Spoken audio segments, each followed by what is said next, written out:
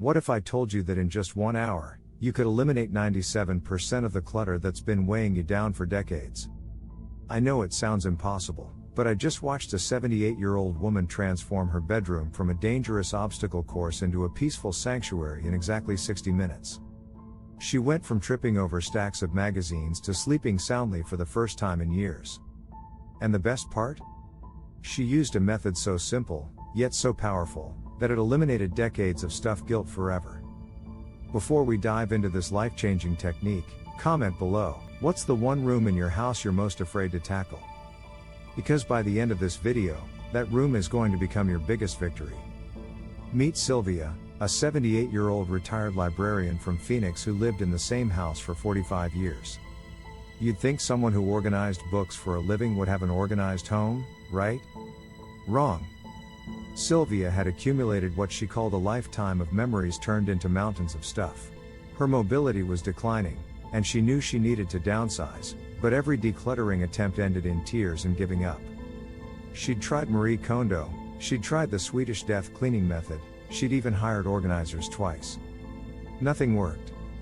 Then Sylvia told me something that absolutely broke my heart. I felt like I was drowning in my own home. Every room reminded me of my failures to stay organized. I was ashamed to have my grandchildren visit because I couldn't even clear a path to the couch. Can you relate to Sylvia's struggle?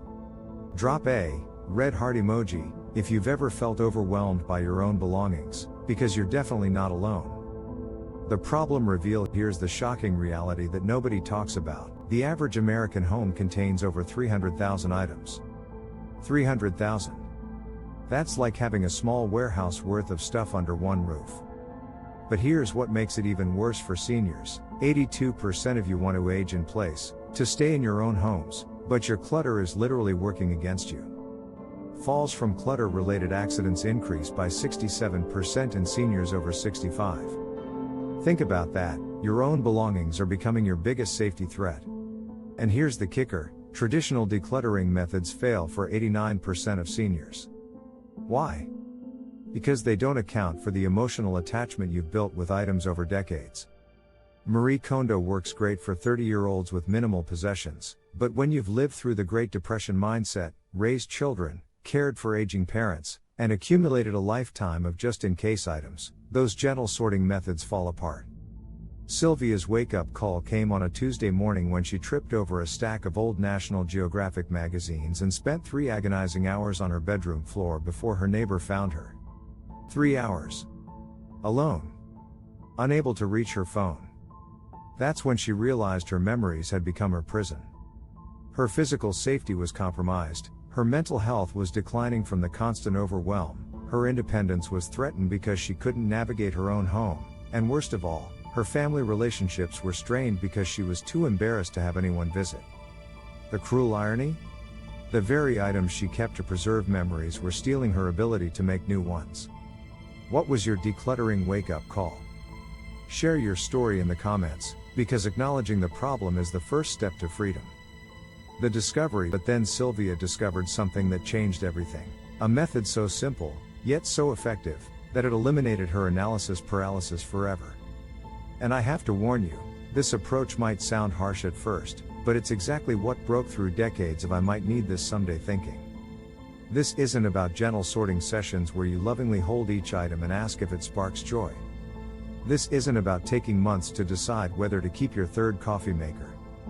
This is tough love decluttering, making swift, confident decisions that honor your past while protecting your future.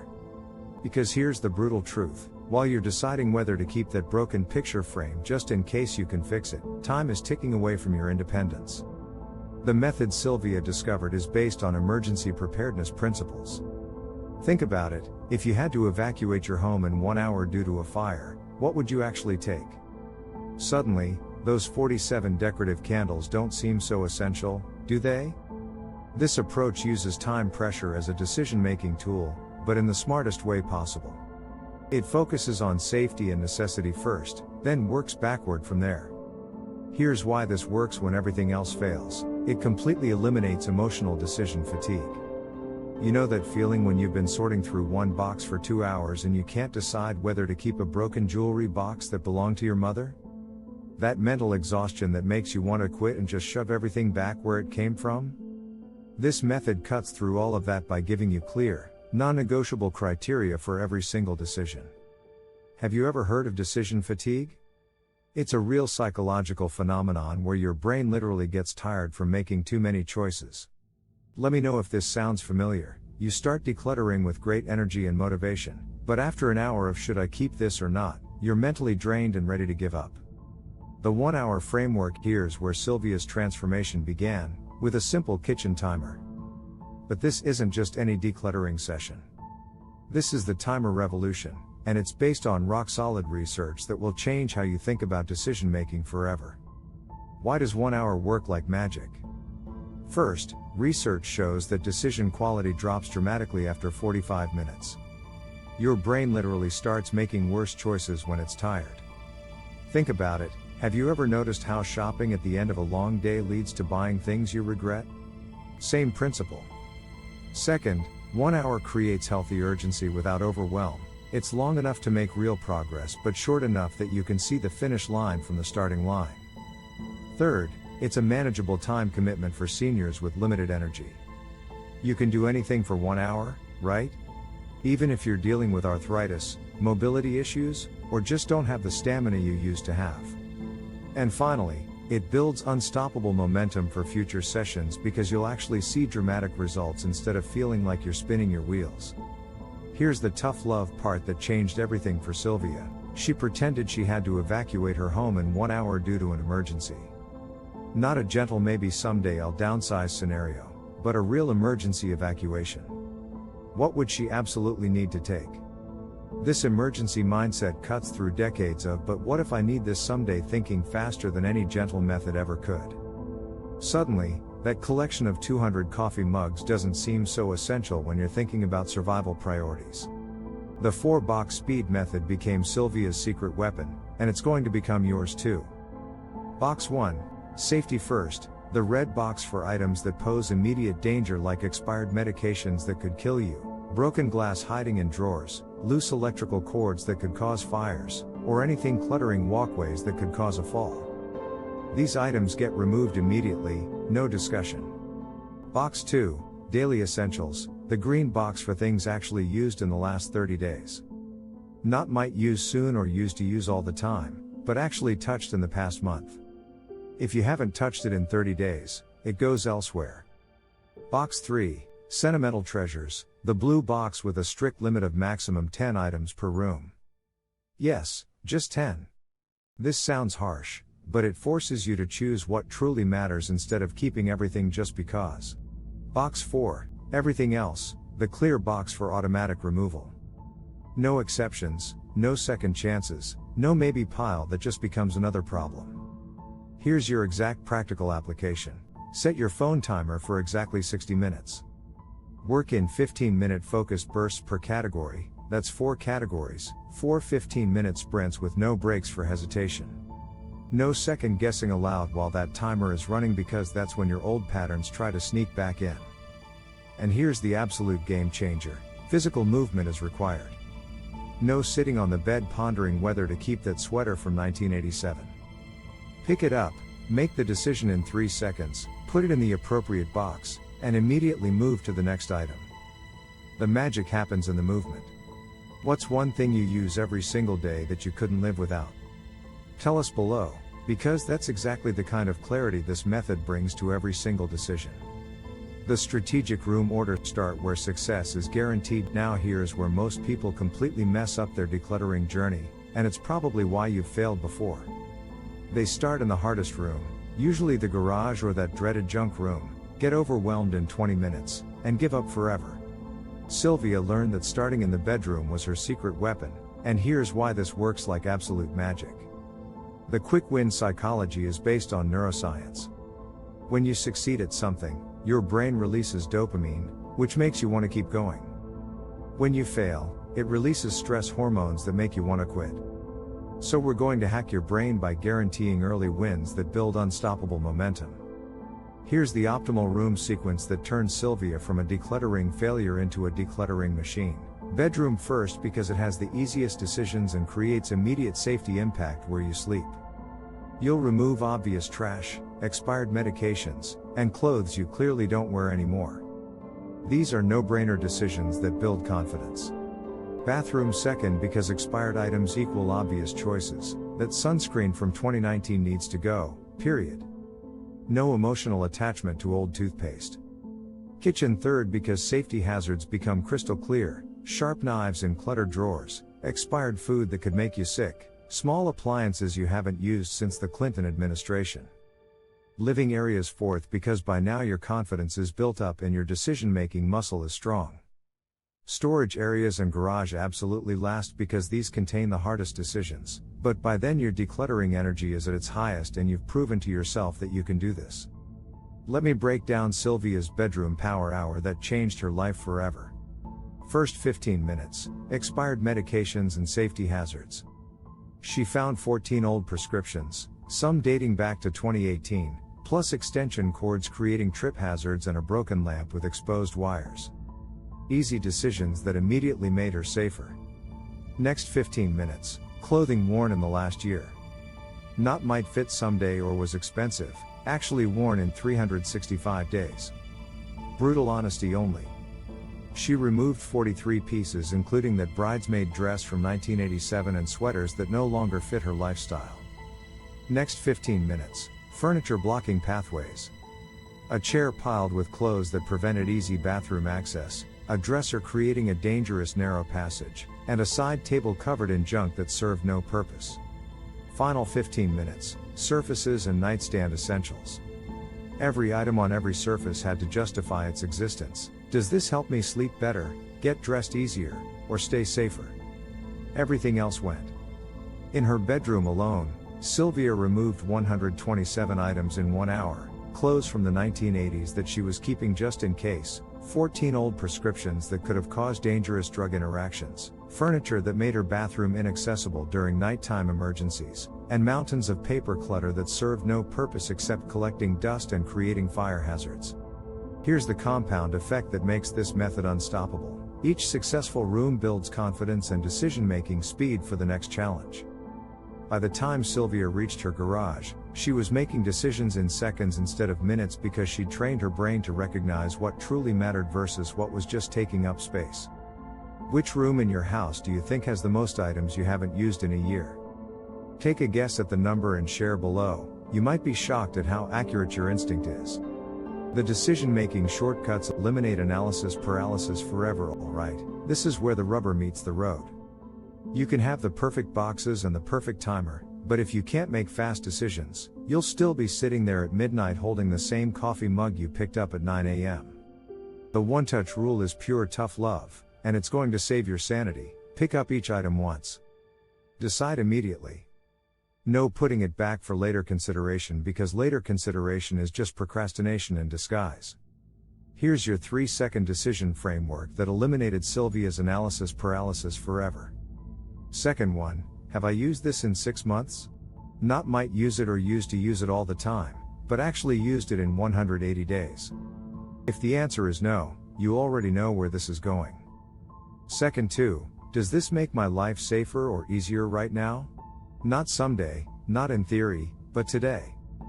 That bread maker collecting dust for 3 years? It's making your life harder by taking up counter space.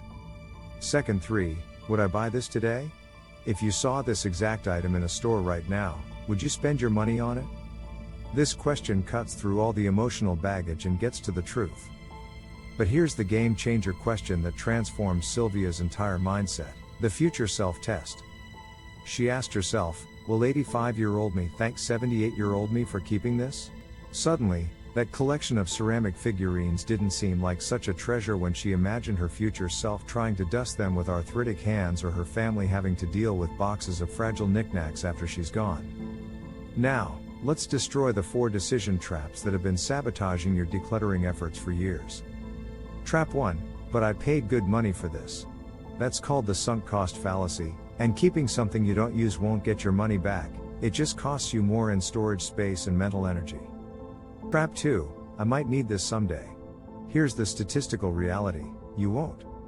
And if you do, you can probably borrow, rent, or buy a replacement for less than the cost of storing it for years. Trap 3. This belonged to mom/dad/grandma. You can honor their memory without keeping every single thing they owned. Take a photo, write down the story, keep one meaningful piece, and let the rest serve someone else. Trap 4. It's still good. Good doesn't equal necessary. Your closet is probably full of good clothes you never wear. The duplicate elimination rule became Sylvia's secret weapon for cutting through decades of accumulation. If you have more than one, keep the best one and donate the rest. No exceptions. 5 can openers? Keep one. 12 coffee mugs? Keep your 2 favorites. 3 winter coats? Keep the warmest one. This rule alone eliminated 60% of Sylvia's kitchen clutter. Sylvia's breakthrough moment came in week 2 when she realized she'd been asking the wrong question her entire life. The moment she stopped asking, "Should I keep this?" and started asking, "Does this serve my future?" everything changed. Instead of defending why she should keep items, she started questioning whether items deserve space in her life. What's the hardest decision you've had to make when decluttering? Was it a family heirloom, expensive purchase, or something with deep memories? Share it below. We'd love to support you in the comments because you're definitely not alone in these struggles. Now here comes the part that surprised everyone, even me. The emotional reset technique on her memories without hoarding items. Here's what absolutely shocked me about Sylvia's transformation, and it's going to change how you think about sentimental items forever. She didn't lose her memories, she actually strengthened them. I know that sounds impossible when you're staring at your mother's jewelry box or your father's tools, but stay with me because this revelation is going to set you free. The memory preservation method became Sylvia's emotional lifeline during the hardest decisions. First, take photos of sentimental items before donating them. Your phone can hold thousands of pictures, but your house can't hold thousands of objects. Second, keep one representative item from each major life phase: your teaching career, your children's childhood, your marriage, your travels. One meaningful piece that captures the essence of that entire chapter. Third, create a memory box with strict size limits. Sylvia used a single plastic storage container. When it was full, she had to choose what mattered most. Fourth, and this is pure magic, write the story behind items instead of keeping the items themselves. The story of your grandmother's rolling pin is more valuable than the rolling pin collecting dust in a drawer. The gift-forward philosophy transformed Sylvia's biggest emotional challenge into her greatest joy. Instead of keeping her grandmother's china set that she never used and felt guilty about, she gifted it to her granddaughter who was just getting married. Suddenly, those dishes went from dusty guilt-inducing clutter to the foundation of new family memories. The gift-forward philosophy asks, how can this item create new joy instead of preserving old guilt? Here are the 4 practical emotional strategies that carried Sylvia through her toughest moments. The thank you method: thank each item for its service before letting go. Thank you, wedding dress, for making me feel beautiful on the most important day of my life. Now go make another bride feel beautiful. The story sharing: tell family members why items were meaningful before passing them on or letting them go. The stories often matter more than the objects. The photo legacy: create digital albums of belongings being passed on, with notes about their significance. Future generations will treasure these stories more than storage units full of mystery objects. The purpose pivot: ask, how can this serve someone else better? Your late husband's tools gathering dust could help a young father build his first deck. The grief acknowledgement is crucial because I'm not going to lie to you, this process can be emotionally brutal. It's okay to feel sad. Sylvia cried when she donated her late husband's workshop tools after keeping them untouched for 8 years. But through her tears, she also smiled knowing they'd help another woodworker create beautiful things instead of slowly deteriorating in her garage. Grief and relief can coexist, and both are completely normal. The 10-item rule sounds harsh, but it's actually liberating. For each major life chapter, keep a maximum of 10 meaningful items. This forces you to choose what truly matters instead of keeping everything just because it's connected to mom. Your mother's love isn't measured by how many of her possessions you keep, it's measured by how well you honor her memory while living your best life. What's one sentimental item you've held onto that might actually bring more joy to someone else?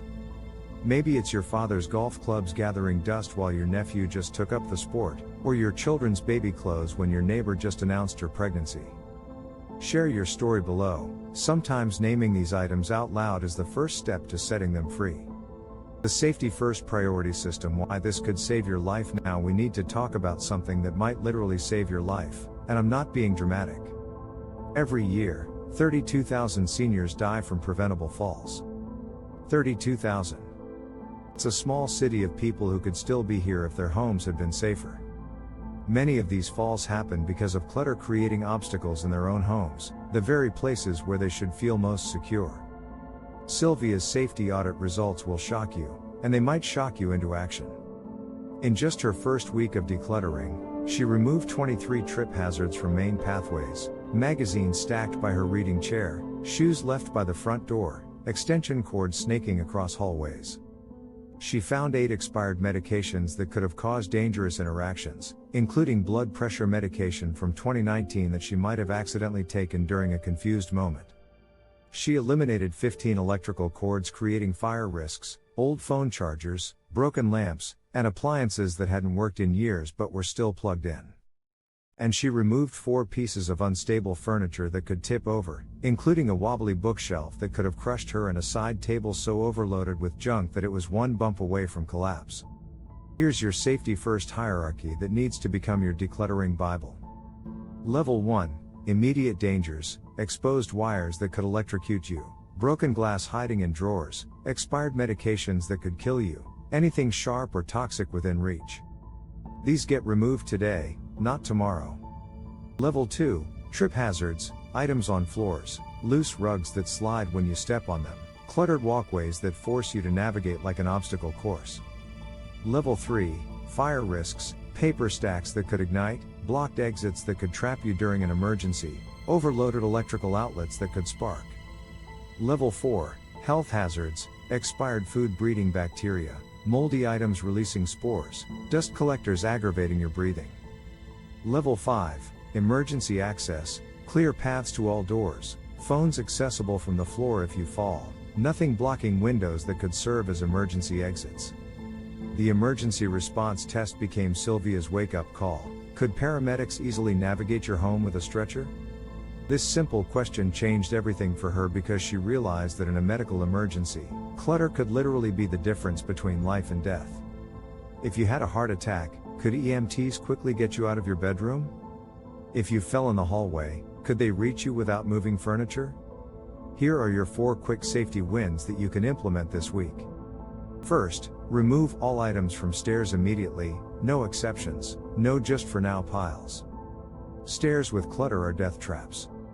Second, clear a 36-inch pathway through every room. That's 3 feet, wide enough for a wheelchair, walker, or emergency stretcher. Third, ensure all exits are completely unobstructed. Your front door, back door, and any other exits need to be accessible in 10 seconds, even in the dark. Fourth, remove anything expired or broken today. Don't wait for the perfect decluttering session. Dangerous items leave your house immediately. The independence factor is what makes this about more than just safety, it's about freedom. Clear pathways don't just prevent falls, they preserve your independence by making daily activities easier. When you don't have to navigate around furniture to get to the bathroom at night, when you can reach your kitchen counter without moving 3 things first, when you can vacuum in 5 minutes instead of 30 because the floor is clear, that's independence. On a scale of 1 to 10, how easily could emergency responders navigate through your home right now? Be brutally honest in the comments. A 5 isn't failing, it's just your starting point for creating a safer future. The stunning transformation. Sylvia's incredible results. The numbers don't lie, and they're going to blow your mind. In just 6 one-hour sessions, that's only 6 hours total, Sylvia removed 1,847 items from her home. 1,847 items. That's 97% of her excess clutter eliminated in less time than it takes to binge watch a Netflix series. Let me break down her room by room transformation. Bedroom, 312 items removed, transforming it from an obstacle course to a peaceful sanctuary where she now sleeps through the night. Bathroom, 89 expired items gone, turning her medicine cabinet from a potential poison cabinet into an organized safety zone. Kitchen, 203 gadgets and expired foods eliminated, making cooking enjoyable again. Living room, 145 items cleared, transforming it from storage room to a space where she's comfortable having family visit. Storage areas, 1,098 items donated, and she found $1,200 in forgotten savings bonds.